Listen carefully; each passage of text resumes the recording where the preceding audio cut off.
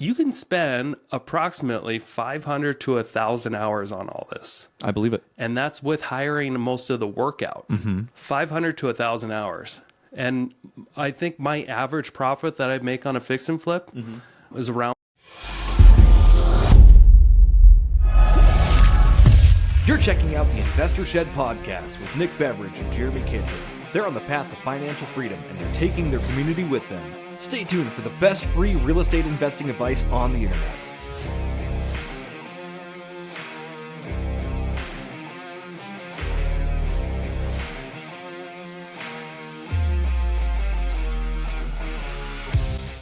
Welcome back, everybody, to the show. This is Nick Beveridge here with my co-host, Jeremy Kitchen. You're listening to the Investor Shed podcast. You're Good morning. damn right you are. We got a really cool episode for you today, by the way. Today's episode is all about fixing and flipping. Fixing and flipping houses.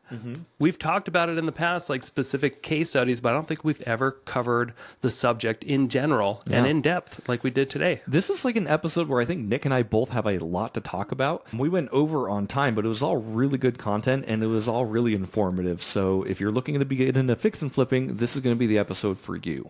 Yeah, I apologize. I felt like I prepped myself pretty well, and we got through the intro part, and I had like 8 segments I wanted to go through, and I think we got into 2, and then we started running out of time. Yeah. So maybe we'll do a part 2 episode of part Fix and 2 Flips. part 3 on that for sure. So what kind of food should people be enjoying in this episode, Nick?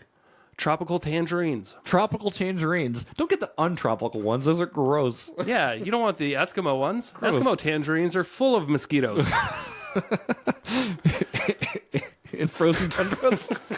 It's not exactly where mosquitoes thrive, but I see why they thrive inside of tangerines.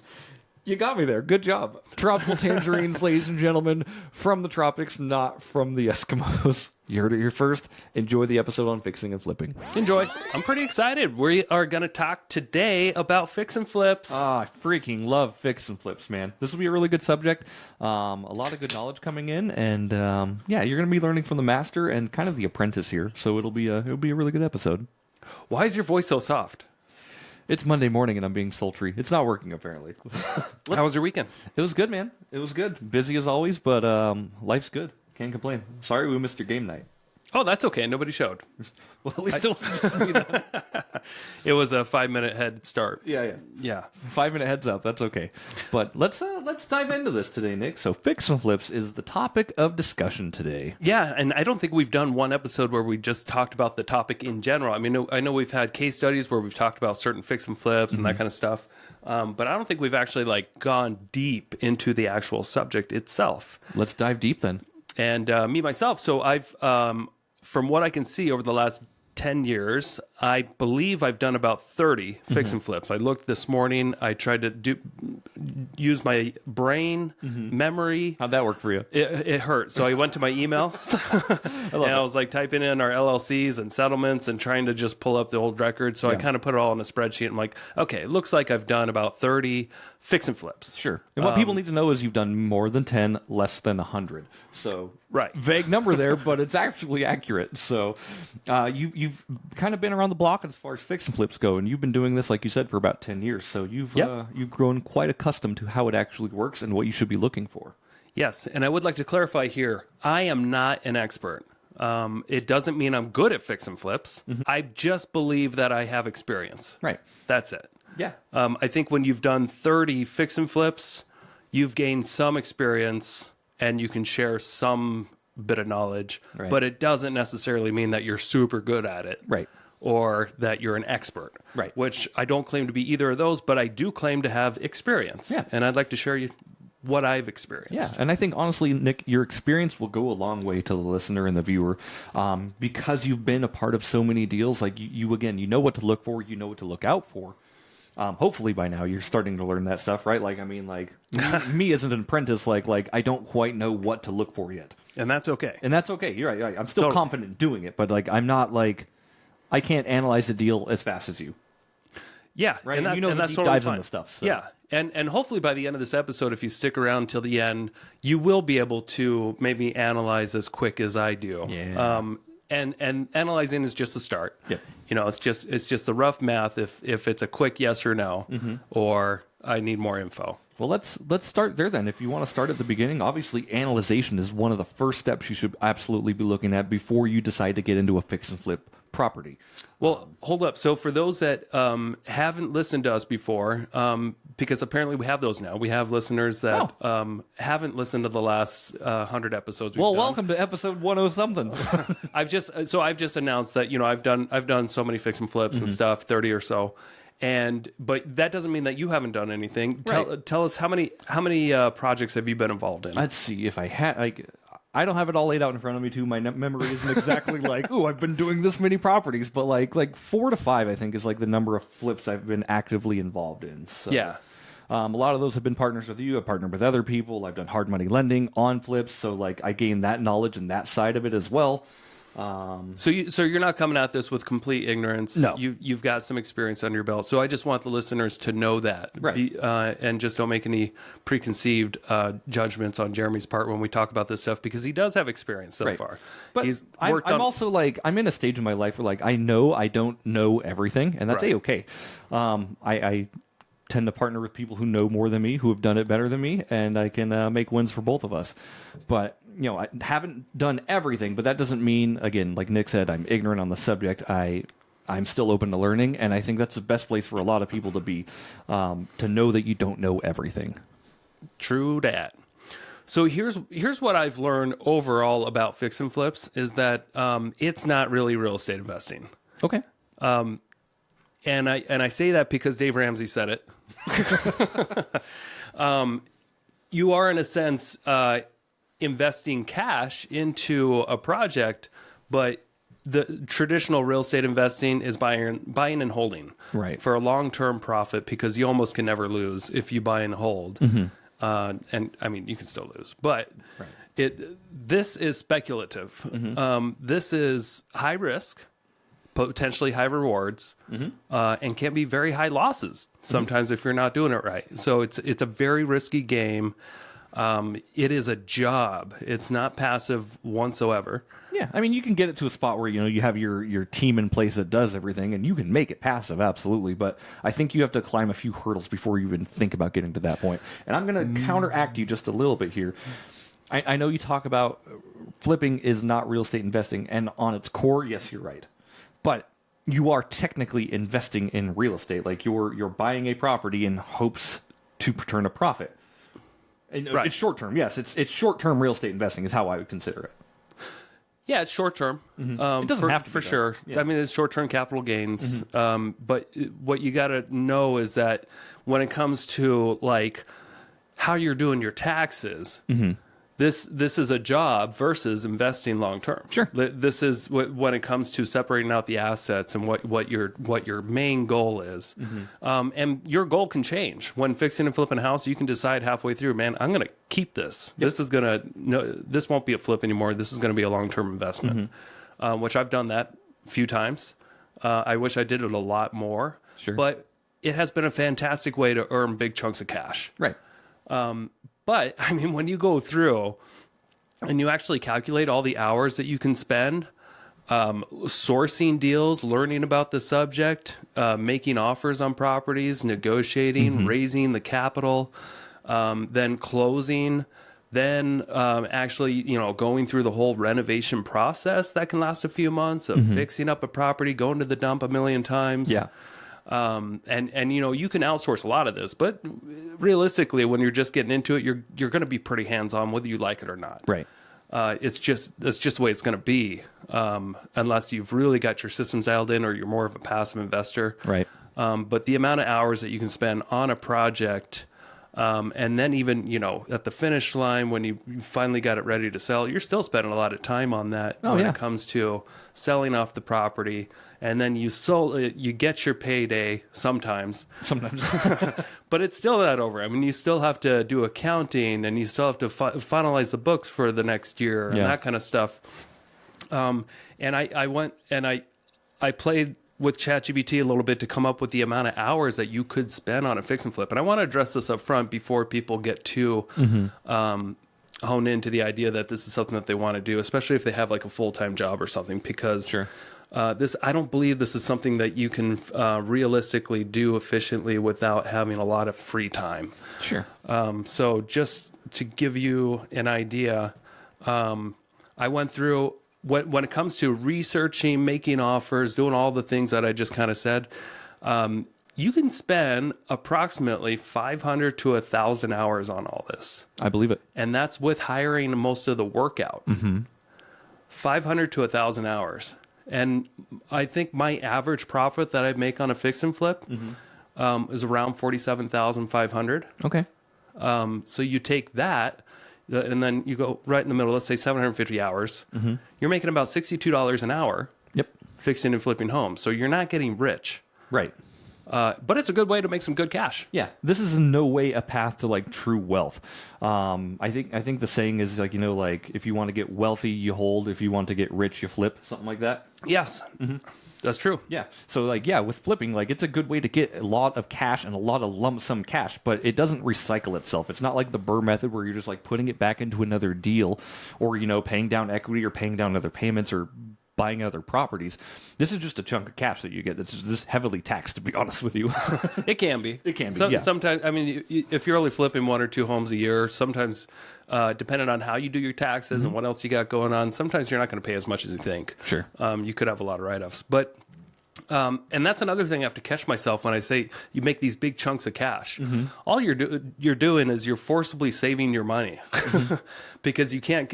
You're not getting a weekly or biweekly paycheck or anything like that, but you are kind of working a job and you just get delayed the hourly wage. Right. Like, for instance, like what the average fix and flip that I've been a part of make about close to 50 grand. Sure. You spend close to, 500 to 1,000 hours on it.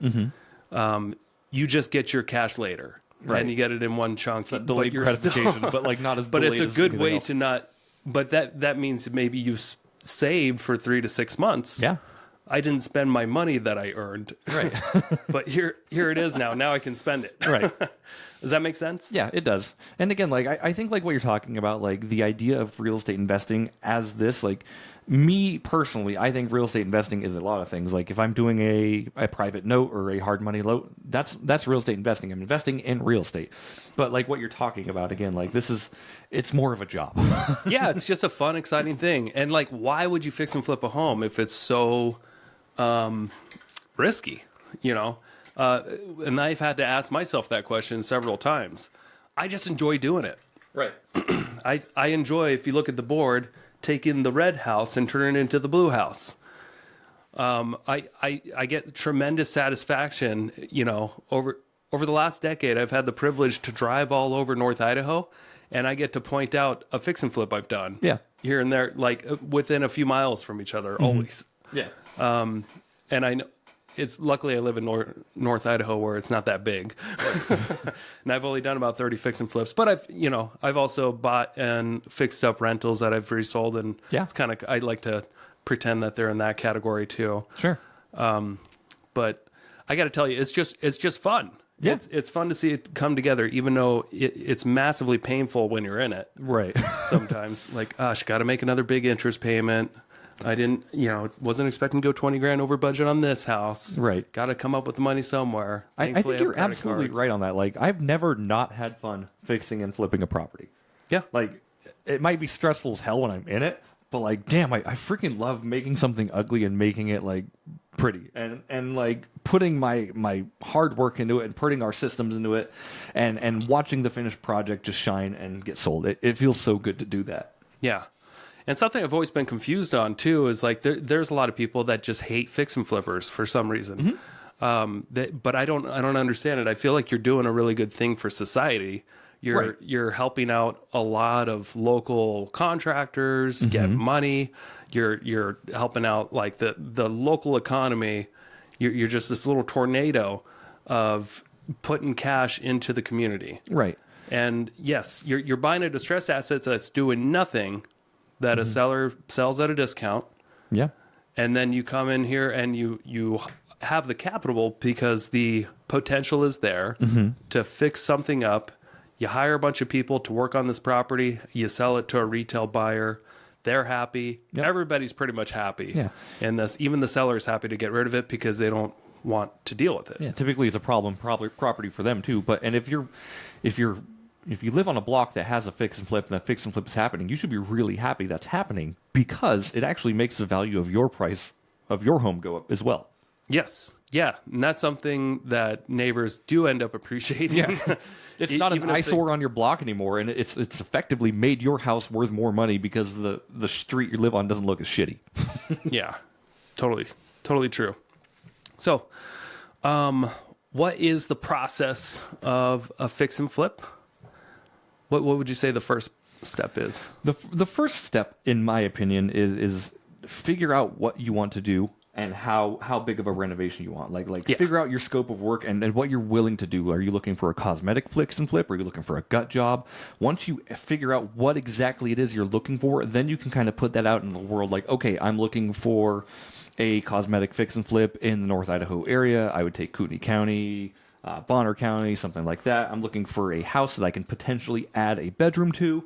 Again, figure out what exactly it is you're looking for and how you're going to be adding value to this house, and then go out in the world and find that. Okay, perfect. So I like what you said there. Fix and flip versus gut, and cosmetic versus gut. Some people may hear that, but they're not exactly sure what that means. When you're fixing and flipping a house, you've got there's several different types of renovation levels, but you can sum it up as, is this a cosmetic job or a gut job? A gut job would be like you are tearing open most or all of the walls. You're going down to the studs, basically, and you're replacing a lot of the mechanicals. So like the HVAC system, the electrical system, the plumbing throughout the house, and we're talking about like the water lines and the drain lines. Right. That's typically part of a gut job. Right. A house that's maybe built prior to the 60s ish. If you're buying anything in the 40s that hasn't been renovated before, you're going to open up walls, guaranteed almost. Every type of home is a little bit different, but in general, if you're buying something before the 70s, and it hasn't been renovated in the past, it's possible that you're going to have to open up the walls and deal with a lot of problems. You're getting asbestos and lead paint issues at that point. But again, like just to kind of piggyback off that and how we're starting this, like analyze the property specifically of what you're looking for. If you're buying a fix and flip that's built in the 1940s, expect a lot of renovations, right? Oh yeah. Just expect nothing's going to be up to code because building codes have drastically changed over the last 80 years. So if anybody is going to be getting an appraisal or an inspection when they're done, be sure like you want this thing to pass code, and in order to pass code, you're going to have to be the one that changes the electrical or changes the HVAC. So you have to add this stuff into your costs. Yeah. And if you're newer out there and you just really want to get into it, you may have to stumble upon a gut job because you're going to have a lot of competition in most markets. And the investors that have the big bucks that are willing to really pound the pavement and drum up a lot of potential deals off market, they're going to want the good ones. The good ones are the homes that don't really have any, big issues, foundation issues, mechanical issues. They're the cosmetic flips because they know the faster they can get it done, the more money they're going to make. Right. So it is nice to have the idea. Okay, well, I just want that then, and I just want the 70% deals, and which we'll talk about in a minute here. Sure. But sometimes you have to kind of adjust your expectations based off your experience and how much work you're going to have to do just to get used to this. Sometimes you are going to have to take on a big gut job. But you got to know the difference between the two. Right. A cosmetic job is mostly just like when you're replacing flooring and paint in the interior. Maybe some fixtures and stuff. Yeah.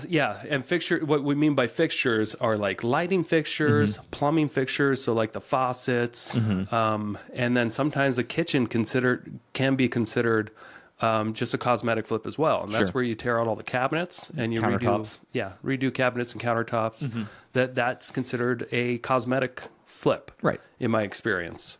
What do you think? I would agree with that. Honestly, if you're renovating and updating on a base level where it's making something look better, and what I mean by that, like new countertops, say it's got the formaldehyde, whatever they're called, not formaldehyde. Yeah, That's like Formica. Formica. I always say formaldehyde. I think it's because I joke with Sam and I'm like, Yeah. these Or are laminate formaldehyde. laminate countertops. right? Yeah. But you see the stuff, and obviously if you're looking at this and you're looking at the areas or the houses in the formaldehyde countertops, ridiculous, man. But if you see this stuff, right, and you start, doing your research and your due diligence, and you're looking in the houses in the neighborhood, and they all have granite countertops or butcher block or something like that, maybe that's something you're going to have to add to your renovation costs. So location is important for doing what you're doing, and then just not over renovating the property as well. Yeah.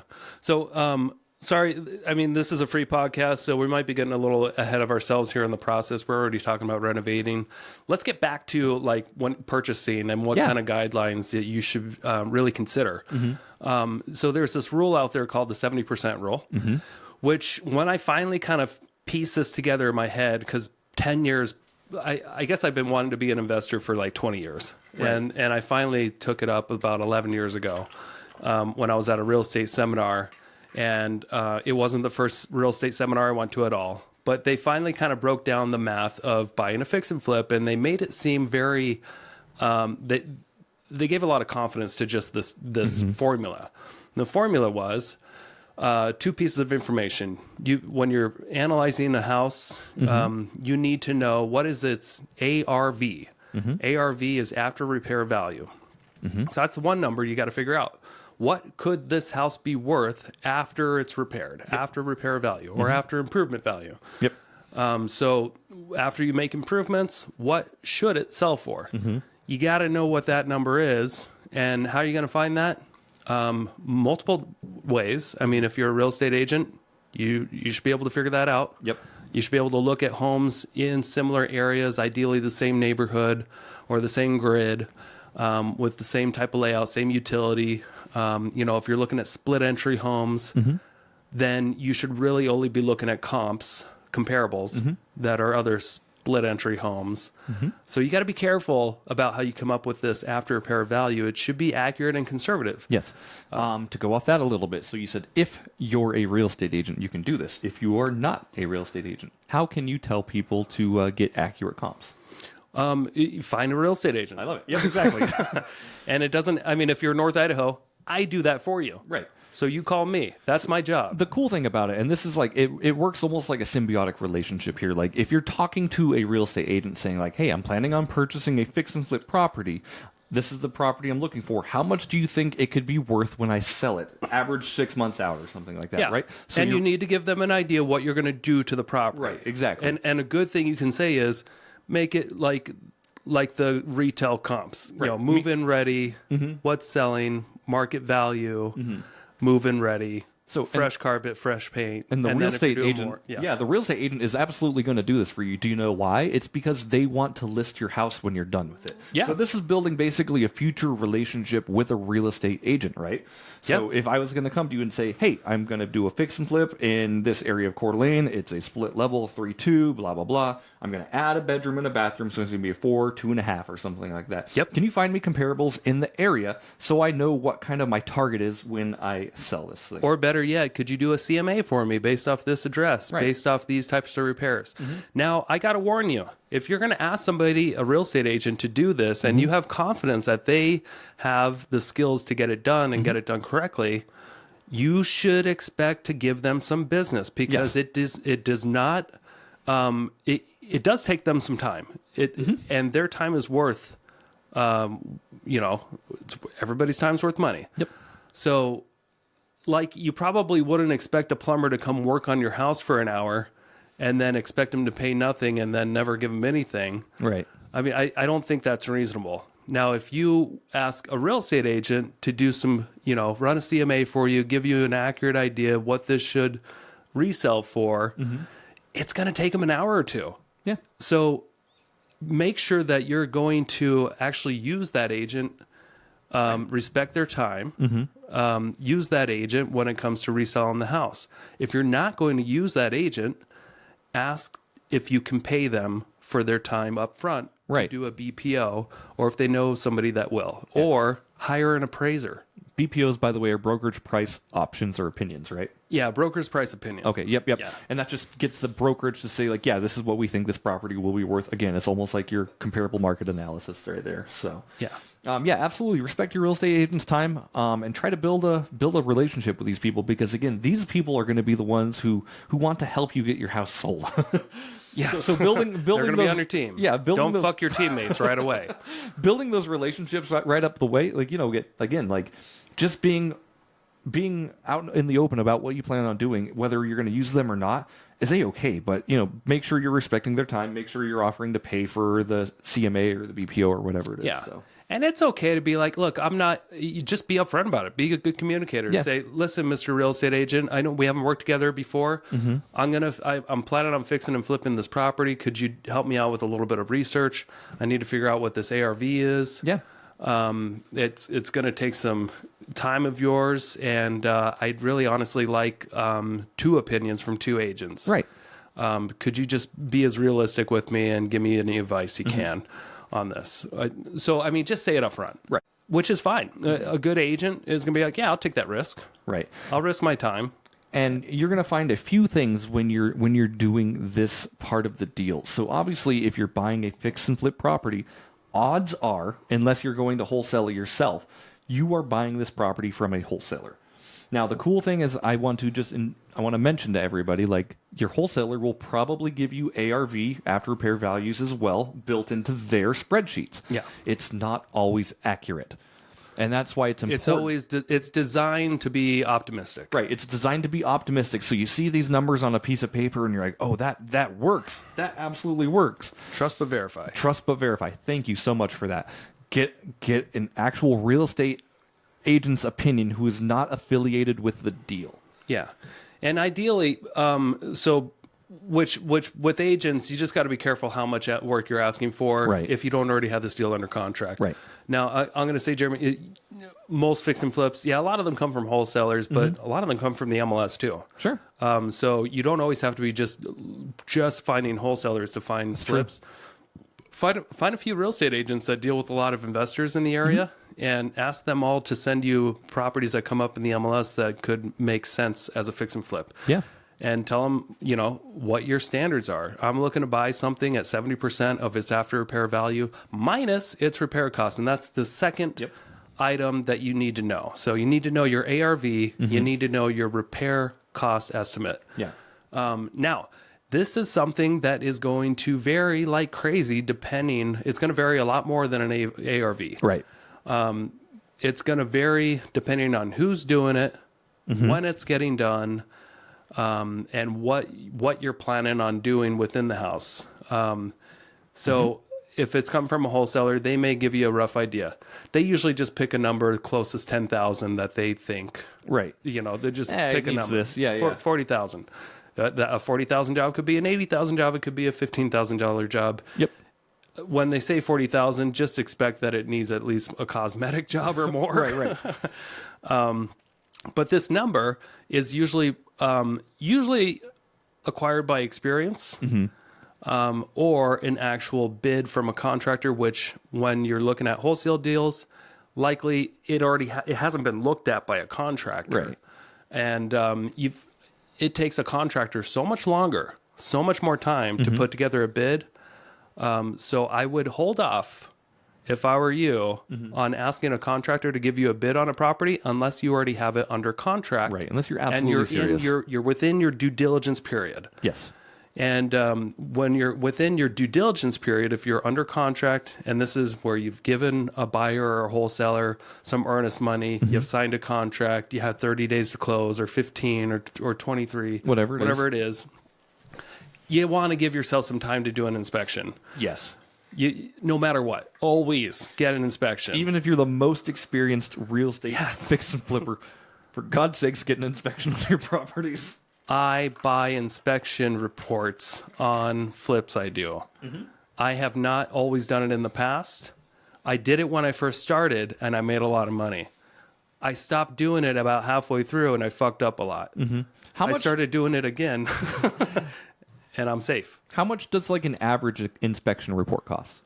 $400 to $600. Yeah, that's absolutely worth the cost, because if you end up if you're planning on spending, $20,000 renovation on this property, and an inspection report comes back and says, oh, you need $80,000, that's a big difference in the deal right there, and that's worth $600 to know that up front.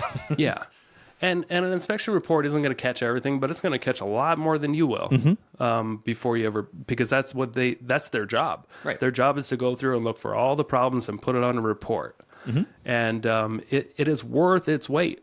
It is absolutely, even if they find nothing, which if you're doing a fix and flip, that'd be really weird. You know what I love most about inspection reports is it seriously gives the fix and flipper a scope of work. Yeah, then they don't even have to go to the property sometimes. If you just hire an inspector right away, if you get a property under contract, and then you take the inspection report to a couple different builder or contractors or whatever, say, hey, this is what I want done. Here's an inspection report. If you need to drive by it or something like that, I totally get it. But can you give me a rough idea of what you would charge me to do this type of job, and be as specific as you can? Right. I need the flooring. What type of flooring?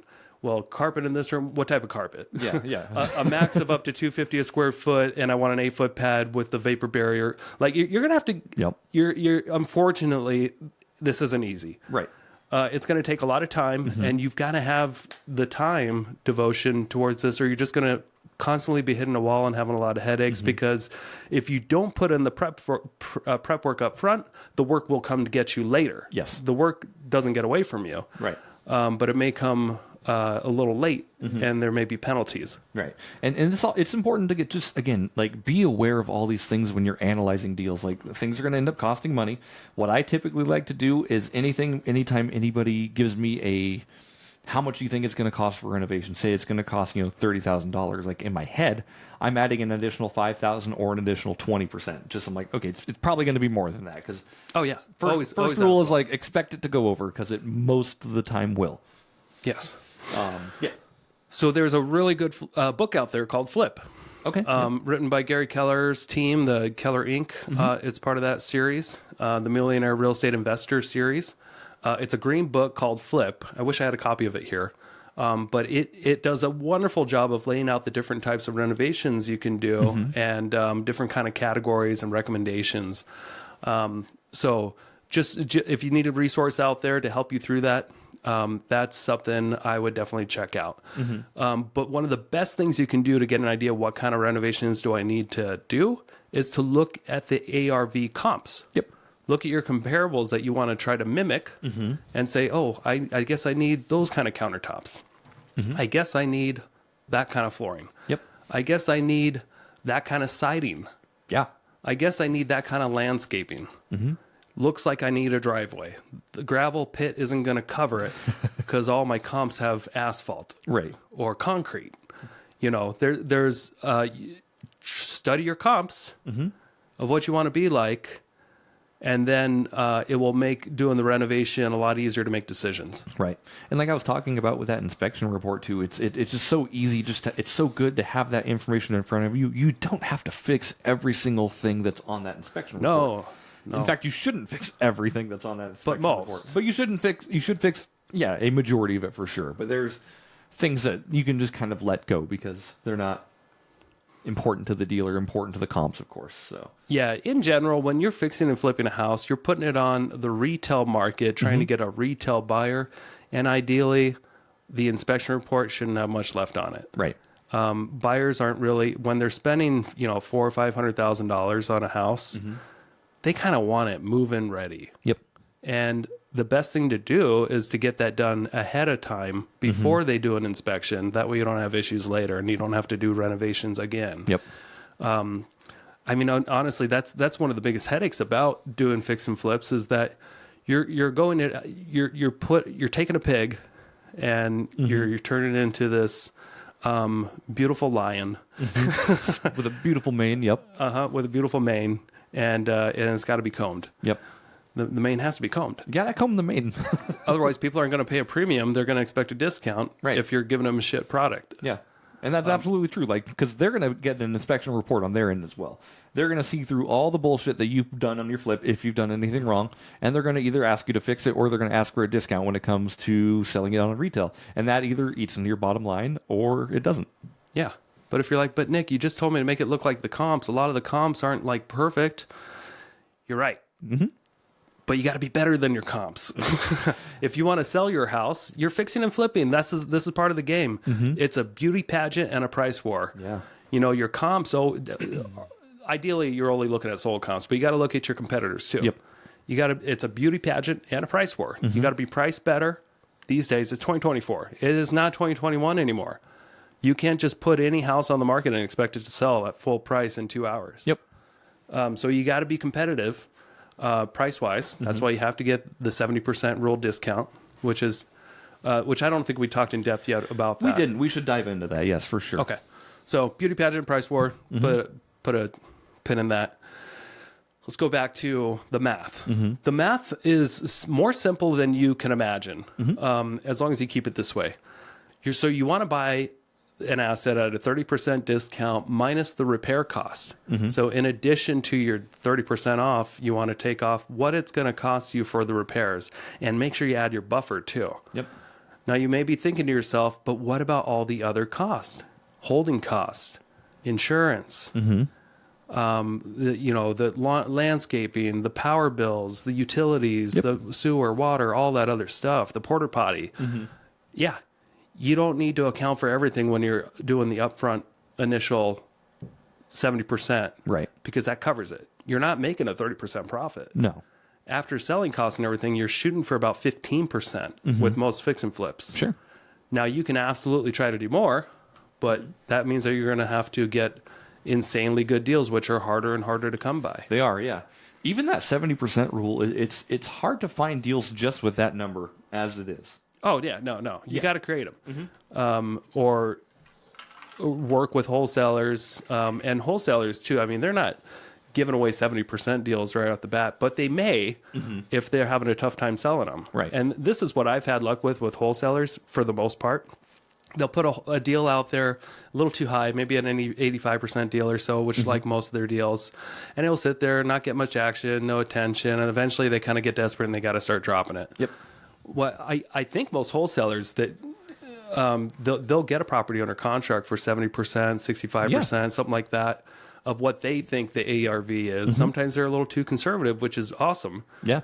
And sometimes that's when I can swoop in and get something before it falls apart. Right. Because then they go back down, okay, let me make $5,000 on this. We got to either walk away. We got to move it. Or move it. We don't want to close on it. It's too far away.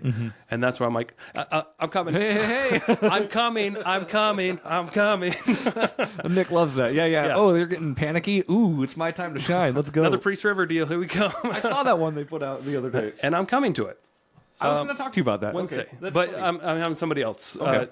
showing it to another buyer. I'm still playing the agent game, but it's like, hey, I saw that. People are giving I was up. going to text you halves. I just got my HELOC back. I want to blow my money again. So that's a tip. That's a little tip for you guys. Get to know a lot of wholesalers. Yeah. Get on a lot of lists and say no to 90% of that list. Yeah. Be interested in maybe 10%, and the ones that they're having a problem with, then you swoop in and you figure out how you can help. And don't be afraid to tell your wholesalers exactly what you're looking for. We have a lot of relationships with a lot of really cool wholesalers who know exactly what we're looking for. I'm looking for houses in Kootenai County, not a mobile home, something tied down or has the ability to be tied down on real property. Yep. And they know my criteria, so they will send me deals that are kind of in that ballpark. There's never anything that is 100% that I've seen, but they get really close, which is nice. Yes. So Jeremy, let's do some. Do you mind drawing on the board real quick? Oh yeah, let's go. We're going to break down a deal for you, a fictitious deal. Or we could do a real one. How about we break down numbers on that Priest River deal that we bought, because it's simple enough. Shorties. Yeah. Okay. So that property, it was a wholesale that they put out for $165. A quick commercial break here. Thank you so much for listening to this podcast. I really do appreciate it. If you want to give back, let me help you buy a house, or I can help you sell a house. It's the only way I make money when I'm not investing in real estate. I don't make money on this podcast or the events I do, but I do make money only when I help people buy and sell houses. So if you're looking for your next investment and you're here in North Idaho, I want to help you personally. If you are not in North Idaho, I can still help you out. I have a vast network of referral partners all across the country in Keller Williams Realty, and I can find the right real estate investor savvy agent for you so you don't have to. It doesn't cost you a thing. Thank you for your support. Back to the show. That number down? I think it was 165 at first, and I didn't think much of it. Thought it looks, a little overpriced. And then they came back, a couple weeks later, and they're like, 155? Anybody? It started to look a little bit more interesting. So 155. Okay. Little switcheroo there. And then I said, well, you know what? I can do 150. Can you guys do 150? And then they said, yeah, okay. 150. 150, got it. Which I think they had under contract for 145. So the wholesaler had it under contract at 145. They sold it to us for 150.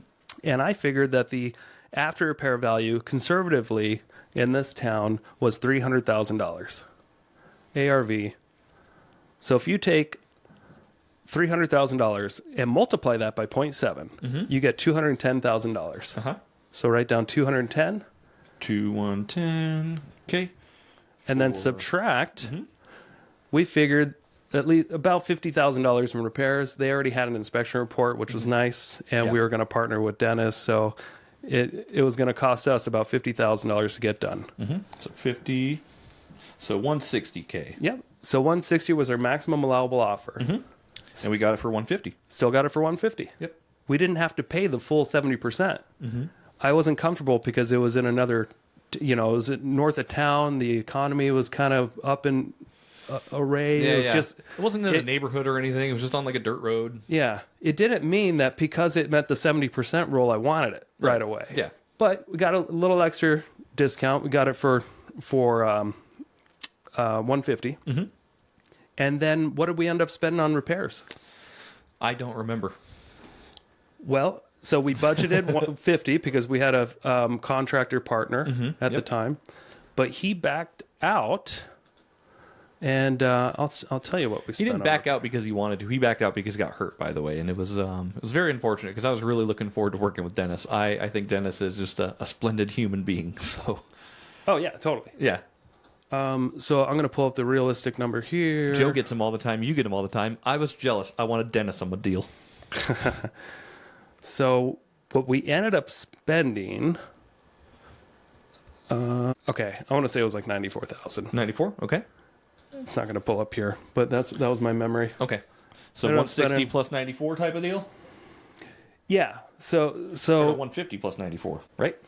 Oh, you know what? I know where this spreadsheet is.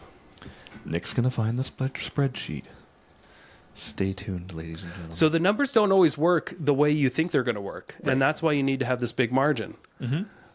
We spent, let's see, we spent a lot more than what we were planning to spend. Whoopsie daisy. But we made more improvements to this house. We turned it from a 3.1. We were initially looking at comps as a 300,000 ARV made sense for a 3.1. Yep. But we turned it into a 3.2. Yep. And then our ARV went up. We ended up selling it for 350. 350. Okay. Right? It doesn't say on my P&L because it only shows the money that it brought in. Can you? I thought it was on the market. Can't you? Yes. Trying to multitask. avoid dead space here. I thought it was 350 or 4. I can't remember. It's been almost a year since we finished that deal. So. And we actually have a full breakdown of this deal. It was called. It was another fix and flip or something like that. What was it? Do you remember the name of that episode? It was this season. No. It was about 20 episodes ago. But the thumbnail is like me pushing a wheelbarrow. No, yeah, that was fun. Okay. Shorty. It's 105 Shorties, right? Shorty's Lane. Here it is. Okay. Okay. So we estimated that we would spend $50,000 initially on repairs, that we can sell it for $300,000. We ended up selling it for $359,000. $359,000. What did we put into it? We spent, and so my spreadsheet doesn't show me immediately like it shows me all the costs, like title and escrow and insurance and all that stuff. Sure. So it's going to be hard to describe over the air. Yeah. But I can tell you. Are we estimating about 100? Oh yeah, yeah. It was about $100,000. Okay. I know that we had a net profit. I had a net profit of 50,000, 49,000 something, and that's with paying you a partner split of 15,429. Right. I was 25% partner in that deal. So we made about 65,000. Right. So the gross profit, we still made some good money. We went way over budget. There was a septic system that we had to install that cost an extra 16 grand. It was a cesspool when we got there. Yep. We spent about an extra 40 grand in labor because we didn't have our labor partner. Yeah. But we did partner with really cool people that time. Like we partnered with your contractors who wanted that RV. yes. And that saved us about 10 grand. Yeah. That was pretty cool. But because we bought right, you know, we bought a property for 150,000 that we knew initially had an ARV of 300,000. We spent a lot more on the renovation, but we sold it for more. Yep. But this is typical. You don't always stay on plan, but you kind of have rough numbers up front, and this is why we made the decision, because we got it for a little less than 70% of the after repair value. And then it cost us a lot more than we thought to fix it up. But even if we didn't get a penny more than our ARV, we would have still made $5,000. Yeah. and that's assuming that we went way over budget and the market collapsed. Right. We still would have been okay. You'll hear this number a lot in real estate investing as well. Like you make your money when you buy the property. And that's absolutely true, right? You don't make your money when you sell. Yes, you get your paycheck when you sell, but you make your money when you purchase property. So make sure you are buying right. And here's how you know if you're buying right. Am I done, by the way? Can I come back up? Yeah, sorry. Here's how you know if you're buying right. And then here's how I know, actually. I don't know about everybody out there, but if you buy a property and something happens where you can no longer fix it up, it should be worth more than what you bought it for. Yep. That simple. You should be able to put it on the MLS, pay a broker 6%, pay a title company another 1% in title and escrow fees, and you should still make money. Yep. You should get all your money back, even if you had hard money fees and all that stuff. You should still make some profit. Yep. That simple. So if you're not in that scenario, if you're purchasing a property and all your acquisition fees once you get to the closing table is more than its current as is value, you got a problem. Right. Yeah. Yeah. Does that make sense? And again, you got to make sure you buy right on this stuff because it's so easy to get emotional about these deals. Like, oh, I want to do a deal. I want this to happen. And you just buy something and you kind of, shoot from the hip. Doesn't always work like that. You gotta analyze correctly and seriously buy correct. Because like what Nick said, if you go to sell it, you should be able to sell it the day after you buy it and make money. We actually have some questions from the audience. Oh. So we did this thing where about an hour or so before we went live, I just put out there, hey, we're doing an episode on fix and flips. Does anybody have any questions for us? Yeah. And we've got Brett Shoemaker, Dan Corwin, Sarah Barb, and Kyle Greenwood that had questions. Let's start with Brett. Yeah, we've had all of them on our podcast, by the way. Thank you so much for putting your questions out. And no, that's great. Like I love cool. that. I love that the people that are interested in what we're talking about actually have been guests, and we've been interested to hear what they have to say too. So that means we need Dave Mullick on our podcast. Oh, Dave was not happy last episode. Did you see his comment? I think he was joking around. Oh man, we upset. Okay, we're going to do a street fight with Brian and Dave. Each of you get a half-broken bottle, and you have to do it old school, so you're going to be tied to each other. And just may the best man win, and that's going to be the number one fan of our podcast. Some people listening are like, who the hell is Dave? What are you talking about? Just look at our comments. You'll see Dave and Ryan, and we love them both. They're great. So, okay, yeah, we'll start with... He's an avid commenter on our YouTube, which you could be mentioned too out there if you do the same. You could be mentioned on the podcast if you're one of the two people who comment. Right. Let's start with Brett. So Brett says, what's the difference, if any, in your approach when you know you're going to flip it versus hold it? And Such a good question. I love that question. Why don't you go ahead and start? Okay, so mine is the very first thing I think of immediately is, would this work as a rental? Right. And the first thing that I also have to put myself in the situation is, do I have to have a partner? Am I buying this with somebody? Was this brought to me by somebody that wants to partner with me as a fix and flip? Yep. If that's the case, most likely it's not going to work as a rental. Right. But if I'm making an offer on this without anybody knowing, and it's just me, most of the time I got to see, would this work as a rental too? Right. And most rentals most fix and flips that I've gotten into in the past, they've had to pencil as a rental too. Right. Or else I wouldn't buy it as a fix and flip. That was one of my criterias. It's harder and harder these days because of where interest rates are and that rental rates haven't caught up Right. to what your mortgage payment and stuff would be. Sure. So that's why I've been buying in the lower price points. Right. Because it's still got to work as a rental too. Right. So wonderful question.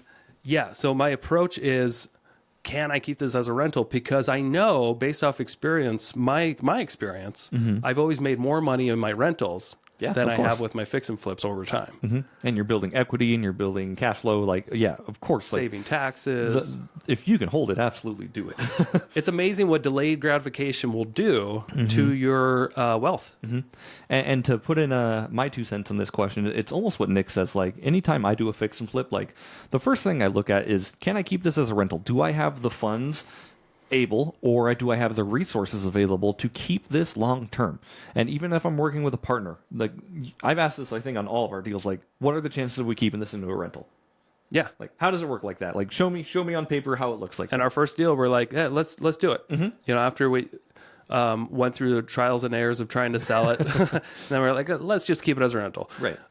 We wanted to at first because it had an ADU, but we never got to see the inside. Once Sure. we learned during a renovation that this ADU was kind of pointless, Yeah. then it didn't make as much sense as a rental anymore because it wasn't going to cash flow. Right. But once we could found drop out another 20 grand into it, make it make sense. Yeah. But then that doesn't make sense. But as we were renovating that property, rental rates skyrocketed. They did. And it made sense to keep it as a rental. So we decided to do that for a while until it didn't work out anymore. Yep. And tenants stopped paying. We needed some cash. We already juiced that property for as much as we wanted. It made sense when it made sense. And I think this is going to go up to your own personal discretion. Like, are you looking to make a lot of money in a little bit of time and put that money into a different deal? Then flipping's probably the best for you. If you're heavily invested in this property and making this property, putting it into your portfolio, like analyzing the rental deal, analyzing the rental market, analyzing how much money you're going to have to put in on a conventional loan or an FHA loan. Obviously, you're probably not going to be moving into it. So Yeah. it's going to be conventional if it's investment. Just how much money you're going to have to put in and what resources it's going to pay dividends, and how much do you expect it to grow annually with rents and appreciation. So just analyze those numbers. Do you want to play for kind of short term or long term, and kind of start building out your portfolio in that way? Yeah. And a lot of people that I hear from that want to be real estate investors, they kind of think that there's this path in their mind of, I want to start wholesaling first, and then I'm going to maybe get into fix and flips, and eventually I'm going to have long-term rentals. Yeah. And if that's the goal, then why not skip a couple steps? Right. See if you can just go right to the rental. Go right to the rental. You can still fix it up and refinance it and keep it. Yeah, interest rates are higher, but if a couple of interest points are going to make all the difference, maybe you should be buying at a lower price point and Right. something that makes sense. Yeah. So yes, I've struggled with this in the past myself, and I've coached a lot of people through it. Absolutely, for the people out there that their whole goal is to have rentals, Right. and their whole goal for flipping a house is to generate some cash so that they have some cash to have a rental. You've already got the property. Right. You've taken the biggest step of acquiring something and fixing it up. Yep. Do you really need the cash right now? That's what you got to ask yourself. Right. Or could you leave it in the deal, refinance it, keep it as a rental, and just have that security blanket, knowing that someday you can take that cash if you really need it. Right, because what you said, you can do, like, you can fix up a property and then say its ARV is, for easy math, say it's 400,000. Say you have 300,000 into the deal, you can refinance for 300,000. Yeah, You didn't take a payment, always, but not always. but not always. But like in this scenario, say you didn't take a payment, and now you have 25% equity. And maybe that works as a rental for you at those numbers, right? So just analyze how much you have in and analyze how much you're going to make. And if it makes sense, definitely try to keep it as a rental. And this is why you shouldn't quit your day job. Right. Because if you quit your day job to fix and flip homes to someday have rentals, good luck ever qualifying Oh, yeah. to be able to refinance that property. You may just need that cash because you've quit your regular job. Right. But if you can fix and flip one house a year and have a job, and then maybe every other house you keep as a rental, you're going to do well. Yeah. I promise you. Yeah. Good things will happen. And I think, honestly, like, even if you're just fix and flipping, and you're being intentional about what you do with your paychecks, like, is it going into another fix and flip, or is it going into getting a rental, or is it going into a different savings where you're going to be lending money? Like, just make sure you know what you want to do and start following that trajectory. Yeah. So, it took me a couple of years. Well, actually, no. My first year fixing flipping was 2014, and then I bought a rental the next year, and then I bought another rental, and then you, if your goal is to buy rentals, maybe don't fix and flip. Right. I would Maybe just look at properties that you can buy, fix up, and rent out. Right. And I guess, to kind of piggyback off that too, like, I wouldn't even, if you're just looking to get rentals, like, I don't even know if I'd bother with a fix and flip. I'd try to just find things on market that made sense, that were like, good. But doing the BRRRR strategy is just I think a better way. Sure. When it makes sense, of having less cash into a deal. I agree with you, yes. Because you can be creative about getting into a fix and flip with hard money or partners, and then you can cash them out when the project's done. And if there's enough equity there, which the goal is to have at least 30-40% equity. Yeah.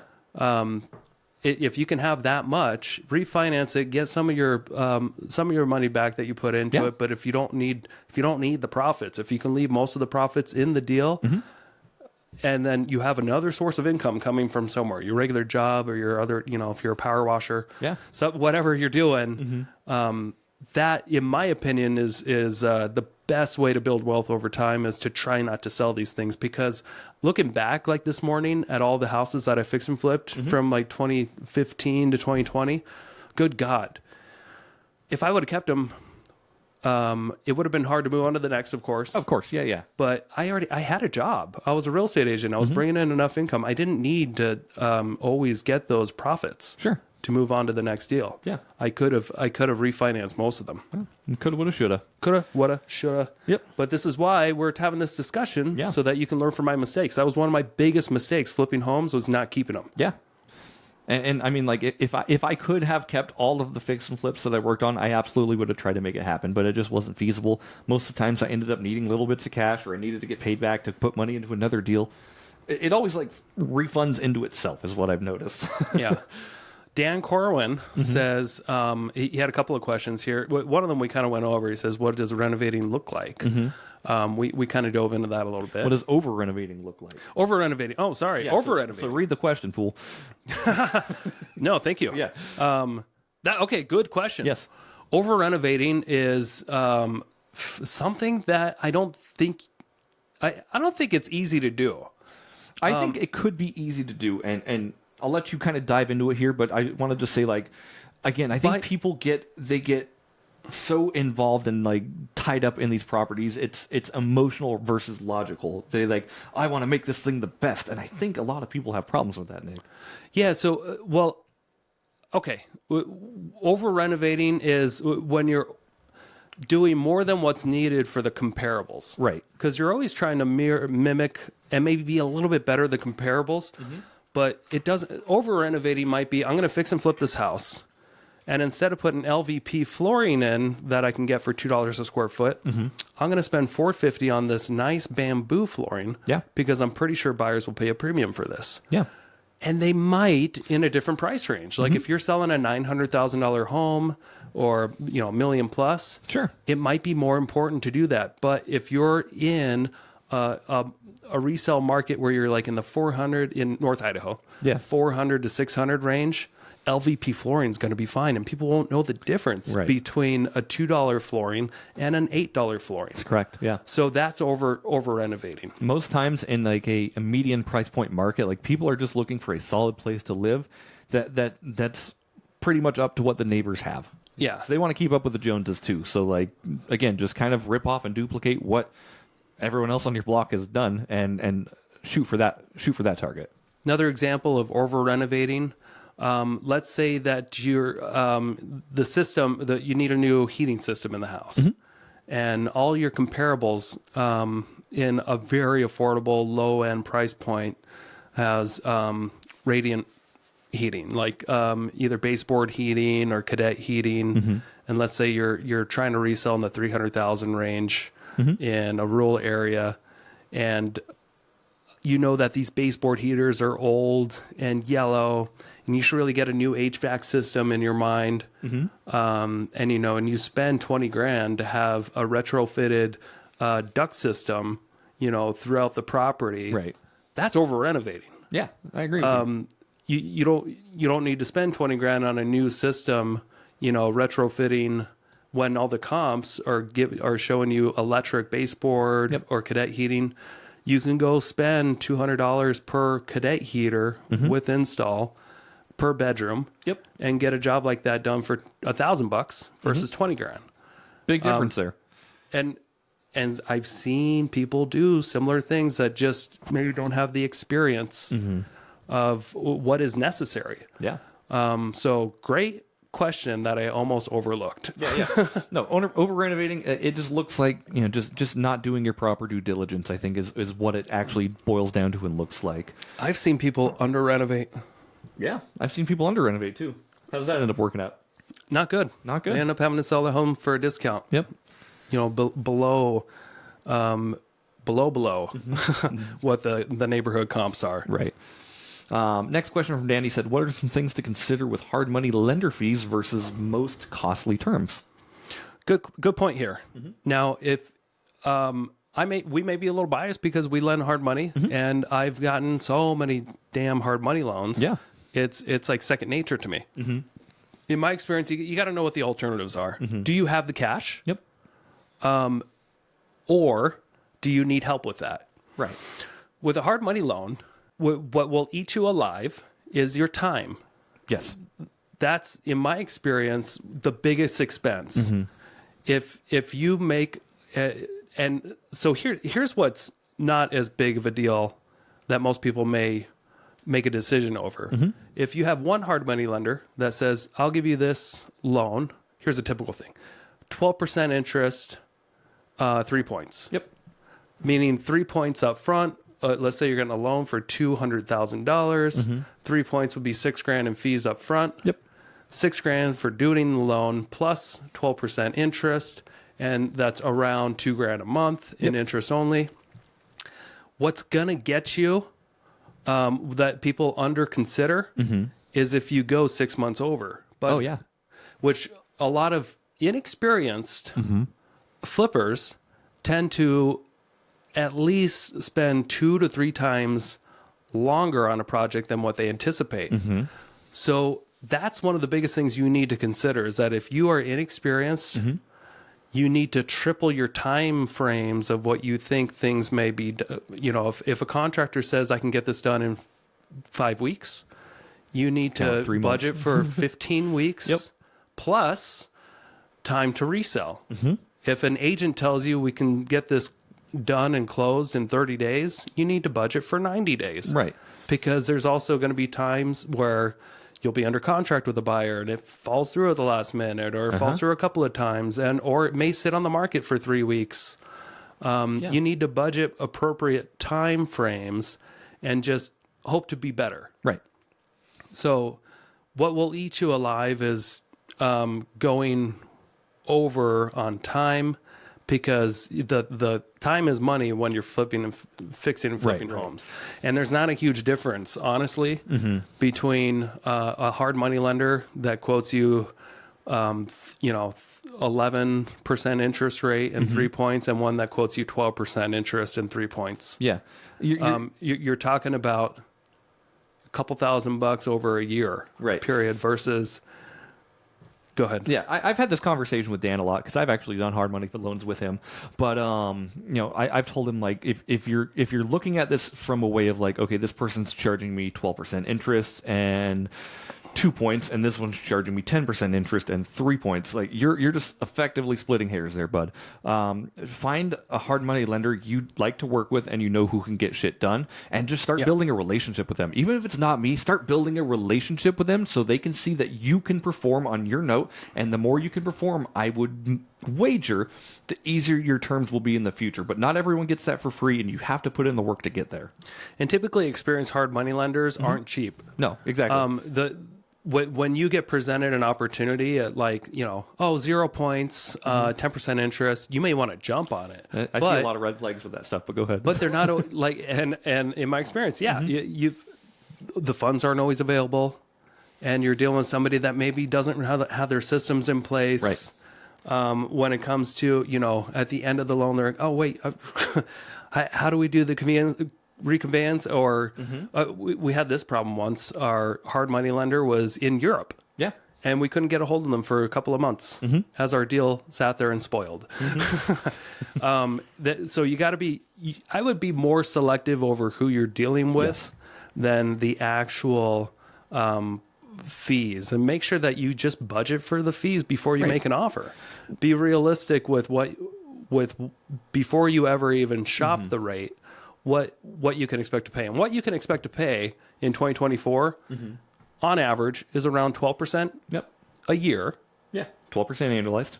And about 3 points up front. It's pretty standard. Yep. If you can get better than that, cool. Yeah, great. No harm, no foul. What I like to tell people too is when you're looking at your hard money lenders to take on this fix and flip property for you, all that glitters isn't always gold. And what I mean by that is you'll find hard money lenders who have 1 point and 9% annualized. That's awesome. But then what happens at the end of that loan? Typically what I've seen is it's like a 6-month note. And if you don't pay it back in that 6 months, it's a point every single month until you pay it back. Yeah, I've seen stuff like that where people think they're getting this great upfront cost with a hard money lender, and then they realize oh, this is really hurting on the back end because I didn't read my terms and conditions. Figure out exactly what the term is. A lot of my lenders, they love their 12-month notes. I even have lenders that do 60-month notes. They just love putting their money into deals. Yeah. So if you're looking for something like that, I have hard money lenders who are available and have funds who can refinance a property onto a 5-year note. It's pretty damn cool. Not every hard money lender is going to want to do that. Yeah. So that's just the basics of hard money. But to dive deeper into your question, which is a great question, what you should be asking your hard money lender for is a schedule of all fees. Don't just tell me your points and interest. I want to know, what are you charging for docs? What are you charging for reconveyance after the loan is closed? That will hit you sometimes at $1,000 extra that you weren't expecting. So it's important to know, which I think Dan has done this before. Get a schedule of all the fees that are associated with this loan, and then plug it into your spreadsheet. Does it work or not? Yep. If it works with that deal, if the lender's already offered you the money, if you've worked with them before, or if you get good recommendations. Here's another thing that your hard money lender should potentially help you out with. If you're inexperienced, if they're a rock star lender, maybe they are no other rock stars. So maybe they can refer you an agent, or they can refer you contractors, or they can refer you the proper insurance agents, escrow agents, all the other stuff that comes along with it. Yep. So you should always be working with rock stars as much as you can. Absolutely. Next question would be from Sarah Barb. What's the most money you've ever lost on a fix and flip, and why? So most money I've ever lost on a fix and flip was in Sagal, a manufactured home on Blue Heron. Oh yeah. And I'm still losing money every month. I sold it a few months ago. I think I've lost about $210,000 on it so far, and I lose another $1,100 every month until I get another $117,000 note paid off that we moved to another piece of collateral. Gotcha. So here's why I lost so much money on that. Not good due diligence. Yeah. And I overpaid, and I let the project go too long. Yep. And I didn't price it appropriately. Everything you can think of. Yeah. So You hit it all. Good job. Yeah. Biggest thing I did wrong was I bought something when I didn't really have the time for it. And I didn't do the good enough due diligence on it. And what I mean by that is this was a manufactured home built in 1976. And it was built 3 months prior to I think it was a July 1st date or something, July 15th. It was built in March. I didn't realize that. And all I knew was that it was built to the HUD standards in 1976.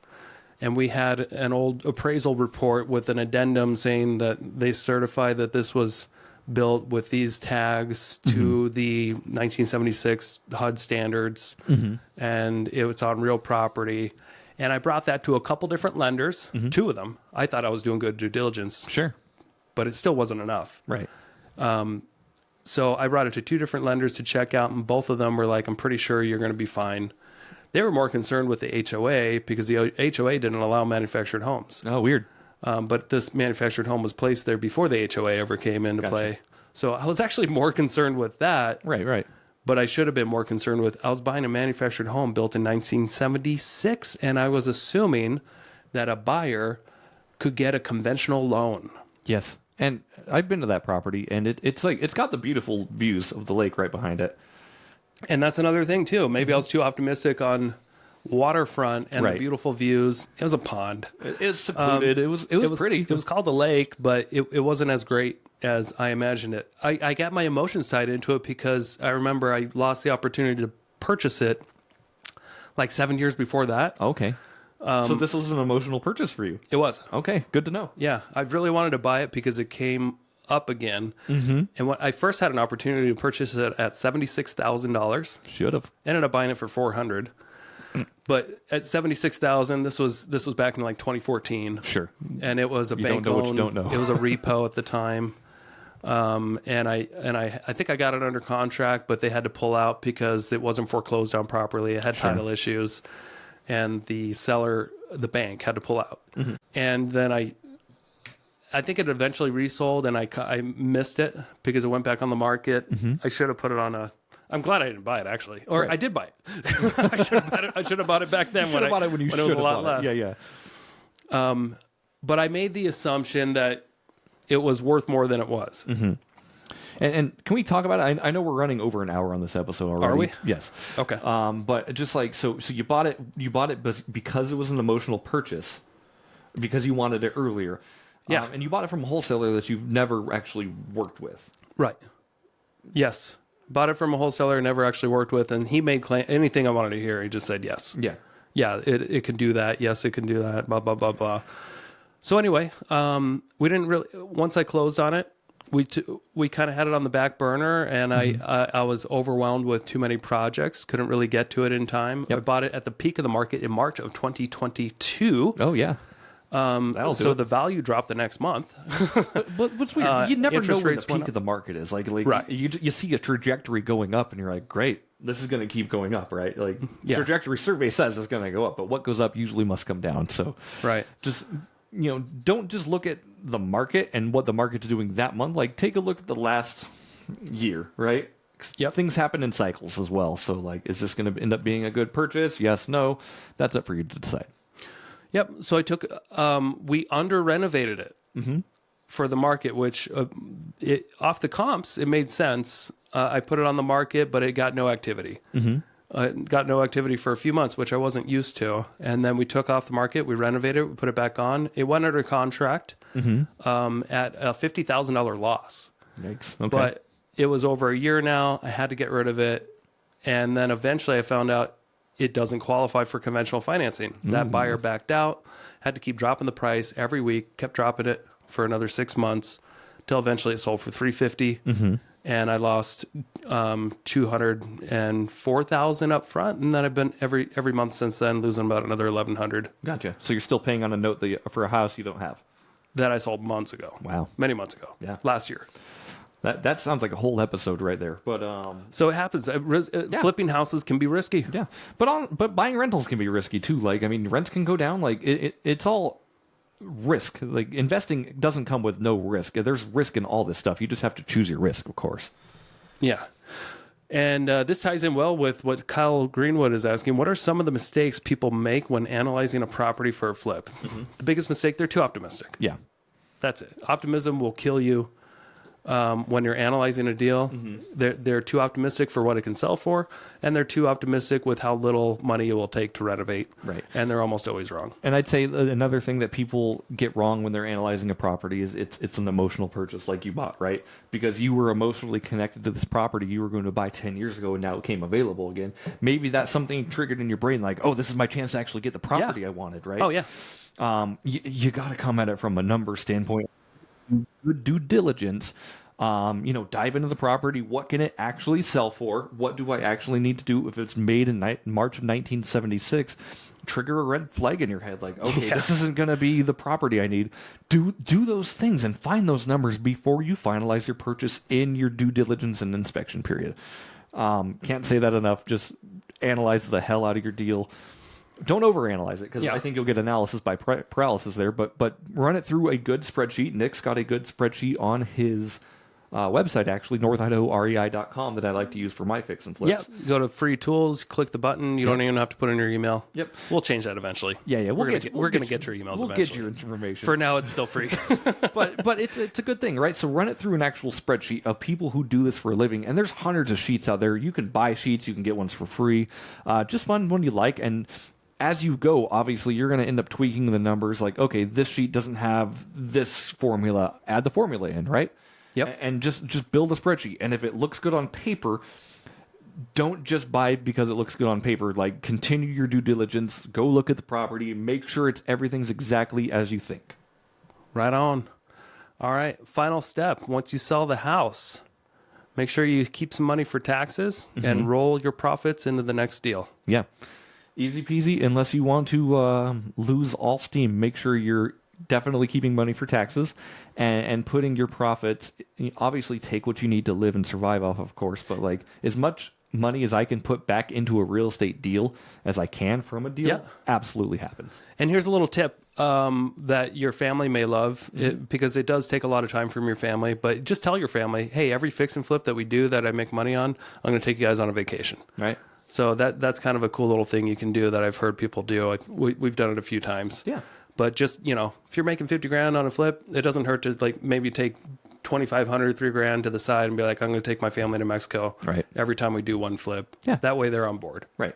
Yeah. It's a win-win for them too, because obviously, like you said, it does take a lot of time, and it's stressful flipping properties. But again, but it like, could be rewarding. You get addicted to making that project like so cool at the end. Just make sure you're not buying emotionally, and buy something that makes sense and something that you want. Right on. All right. Thanks, everybody, for listening. I know we've gone way over here. Thanks for sticking around. Yeah. If you want to show us some love, give us some YouTube comments. That's our favorite thing ever. Juicy YouTube comments are great. If you would like to hear more of our episodes, go to Apple Podcasts or Spotify. You can subscribe right there from the page. We love 5-star reviews too, so if you found this episode helpful, please leave us a nice review. If you leave us a jerk review, I'm going to be mad at you. I will bite your spouse. He'll do it. He'll bite the fuck out of your spouse. Also, if you feel like you should be a guest on this episode, reach out to us. Yeah. We like you. Yeah, we love you. All right. Bye, guys. What's up, North Idaho people? Hello. Hey, we've got an amazing real estate seminar coming to Coeur d'Alene here later this year. We want to tell you about it so that you'll hurry up and buy tickets. Yes, get your tickets. The amazing Kathy Fecky is flying in. AJ Osborne, the king of self-storage, is flying in. Steve Rosenberg, y'all know him, he's muscly. Brad Chandler, changed your life. Tom Wheelwright, man of the hour. Get a free book too when you sign up. Quickly, do it before the end of the month and you'll get a free book. Thank you so much for checking out the Investor Shed podcast. If you enjoyed your time, make sure to leave a 5-star rating and review on Apple Podcasts and Spotify. Follow along on YouTube, TikTok, and Instagram at The Investor Shed for shorts and promos about each episode. Do you want to be a guest or know someone who has great real estate investing advice and stories? Reach out to us at theinvestorshed@gmail.com.